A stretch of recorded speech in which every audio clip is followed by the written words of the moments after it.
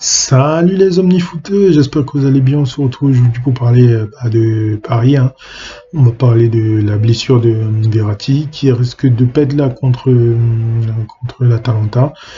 Tourelle en a parlé en compte de presse là après ce show. Il avait l'air très inquiet. Donc il y a de fortes chances malheureusement qu'il soit pas là.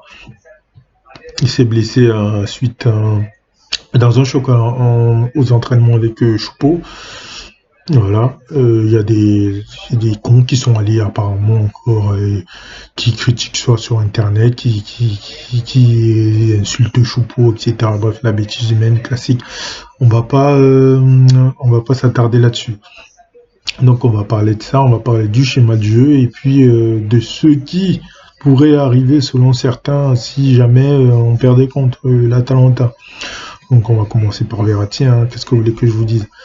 Quand il n'est pas quand il est pas suspendu parce qu'il a été rallié auprès d'un arbitre, quand il se blesse pas avant un match important en Ligue des Champions, et bah maintenant il se blesse aux entraînements. Bah écoutez, ce serait dommage, mais on a des solutions, hein. On s'est qualifié sans lui avec la paire Gay-Paredes qui a été plutôt bonne. Donc ce sera embêtant, hein, mais voilà, mais on peut le faire. Que ce soit, et peu importe le schéma, que ce soit en 4-3 ou en 4-3 ou en 4-2-4, on perd de la créativité, c'est sûr. Mais dans ce match-là, est-ce qu'il ne faudra pas plus combattre physiquement on ne sera pas au niveau de l'Atalanta, donc il y aura du combat et mentalement surtout il faudra être prêt. Donc je pense qu'on peut le faire. Encore une fois, c'est dommageable, mais on peut le faire. Donc maintenant on va parler du schéma de jeu, ça va être un 4-3-3, hein. Même si certains essayent d'inventer des schémas, là j'ai regardé un petit, je vais éviter certaines vidéos, à mon avis ça va être une question d'homme milieu de terrain, qui on met pas, mais sinon le schéma c'est 4-3-3, c'est vite fait, c'est vite vu, hein. Latéral gauche, si Bernat est en forme, même si là aussi Tourelle a mis un petit bémol, il n'est pas encore à 100, il est pas à 100% évidemment. Ça, c'est qui est logique. Il n'a pas fait les matchs avant. Il a été blessé. Donc, on va voir. Même si là, la bonne nouvelle, c'est qu'il a joué contre Sochaux, même si c'était pas un match à intensité. Mais bref, l'idée, c'était vraiment de gagner du rythme. Donc, je mettrai Bernat dans l'axe. Moi, je mettrai Kimpembe, Marquinhos. À droite, Kerrer. Kerrer aussi, Tourelle en a parlé. Il s'est pas encore totalement remis de la blessure face à, face à Lyon. Donc on va attendre, mais s'il est là, moi je le mets. Milieu, devant la défense, moi je mettrais Paredes, même si je pense que Tourelle est tout à fait capable de mettre Marquinhos, surtout si on continue à mettre comment ça s'appelle, Thiago Silva, défense centrale. Moi j'aurais continué à faire confiance avec un Marquinhos et Kimpembe en défense centrale, mais bon. Ce serait pas étonnant pour moi que Marquinhos se retrouve au milieu de terrain, certes, dans la ressortie de balle, c'est pas le meilleur, mais pour densifier le milieu de terrain, c'est très très bien. Moi, ça me dérangerait pas. Et moi, je mettrais Paredes, comme je vous ai dit, plus haut Gay. Gay et certains, je pense que certains s'attendent à ce que je dise Gay et Herrera, mais non, moi je dis Gay Draxler, oui, étonnant. Pourquoi pas Herrera, parce que Herrera, ça fait doublon avec Gay pour moi. C'est des box-to-box. Donc on aura besoin de créativité et Draxler est capable d'apporter ça. N'oublions pas qu'il a commencé en 10, donc au niveau de la créativité au milieu de terrain, il va t'apporter ça, la qualité de passe. Certes, depuis quelques temps, il déçoit, mais je pense qu'un match comme ça reste un quart de finale de Ligue des Champions, il saura se sublimer.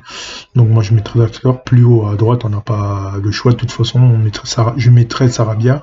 En pointe, Icardi, hein. Et à gauche, Neymar. Toi là parler Mbappé qui ne débuterait pas, même si jamais il peut jouer, il commencerait sur le banc.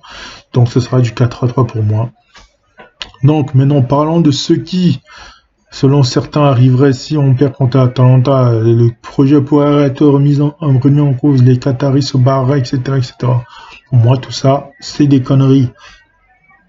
Ils ont investi dans un centre d'entraînement il n'y a pas longtemps. Si vous suivez l'actualité du club, ça vous a pas échappé. Il y a quelques mois, ils ont investi là-dessus. Donc, et on parle pas des milliers d'euros, là, on parle de millions.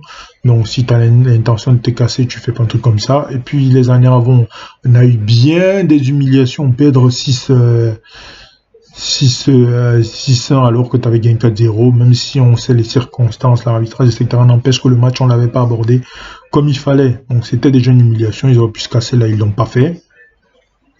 Ensuite, il y a un bon, je vous appelle Jappé qui a le mondial Qatar en 2022. S'ils doivent se casser, ce sera plus là que maintenant. Voilà.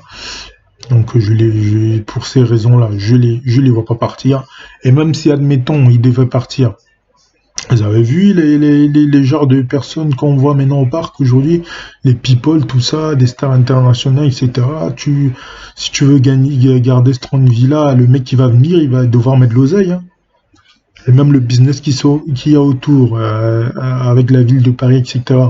Le mec qui vient, ce sera un mec qui aura de l'oseille. Donc vous inquiétez même pas. Même si jamais les Qataris partent, ils vont le vendre à quelqu'un qui aura de l'oseille. Donc qui part, qui reste, on est gagnant sur toute la ligne. Donc il n'y a pas à s'inquiéter à ce niveau-là. S'il part, le projet continuera sous une autre forme, mais il continuera. Vous inquiétez même pas du tout, les gars. Donc voilà. C'est à peu près tout ce que j'avais à dire sur le sujet, hein. Donc si la vidéo t'a plu, tu commentes, tu partages, tu t'abonnes, tu lâches un petit pouce bleu, c'est important. Et d'ailleurs, merci pour les abonnements. On a dépassé les 100 abonnés, ça fait plaisir. Franchement, avoir 100 personnes, même si vous n'êtes pas tous à liker, j'aimerais qu'il y ait un peu plus de likes, mais ça fait plaisir que 100 personnes suivent ce que je fais ou apprécient. Enfin, j'espère que si vous êtes là, c'est que vous appréciez un minimum ce que je fais, que vous n'êtes pas juste là parce qu'on vous a dit va t'abonner à la chaîne. Voilà, j'espère que ça vous plaît quand même.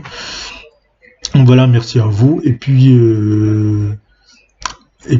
voilà quoi. Nous on va se retrouver peut-être dans la semaine. Je verrai si je vais pas faire une autre vidéo pour que je réfléchisse à ce à quoi je vais parler, ou alors si je ne trouve pas, ce sera ce week-end sur l'autre chaîne avec les vidéos Football Manager, et la semaine d'après sur un avis footballistique à nouveau. Donc voilà, on va reprendre bien sûr les bonnes habitudes avec le fameux proverbe africain. Qu'est-ce qu'il dit aujourd'hui celui-là? Alors il dit si le crocodile a un pantalon, c'est qu'il a enfin trouvé où ranger sa queue. Voilà. Encore une fois, tu comprends ce que tu as envie de comprendre, tu analyses comme tu veux. Et puis voilà. Voilà, on va s'arrêter ici. Salut les omnifooteux et à très très vite pour un nouvel avis footballistique. Ciao.